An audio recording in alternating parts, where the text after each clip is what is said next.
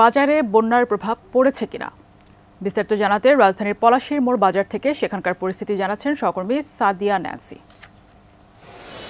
ধন্যবাদ। আমি এই মুহূর্তে আছি ঠিক পলাশীর বাজারে। যেমনটি আসলে সকাল থেকে বলছিলাম যে সরকারি ছুটির দিনে কিন্তু সাধারণত সবগুলো বাজারেই ক্রেতা উপস্থিতি অনেকটা থাকে, যদিও অনেক বেলা হয়েছে তবুও এর মধ্যে কিন্তু আমরা ক্রেতা উপস্থিতি খুব একটা দেখতে পাইনি।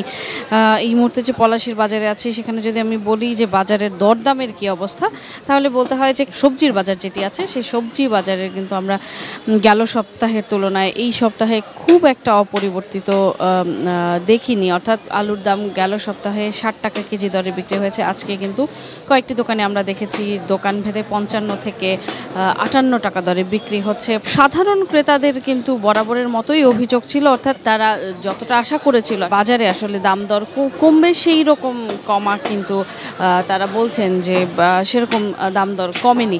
গরুর মাংস এখন ৭৫০ টাকা কেজি দরে বিক্রি হচ্ছে, গেল সপ্তাহেও একই দাম ছিল। বিভিন্ন বাজার ভেদে আসলে পেঁয়াজের দাম খানিকটা ১০ থেকে ১৫ টাকা কেজি দরে আজকের এই সপ্তাহে বেড়েছে।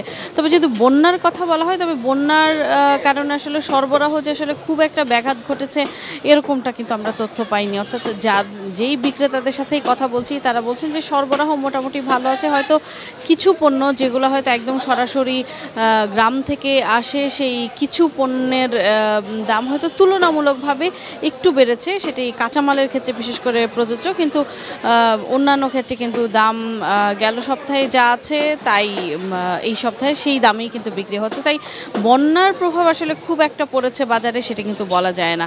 তো সব কিছু মিলিয়ে বাজার পরিস্থিতি মোটামুটি স্বাভাবিক, ক্রেতা উপস্থিতি কম, বিক্রেতাদের বেচা বিক্রিও কম। সব কিছু মিলিয়ে এই ছিল আমার কাছে সবশেষ খবরাখবর।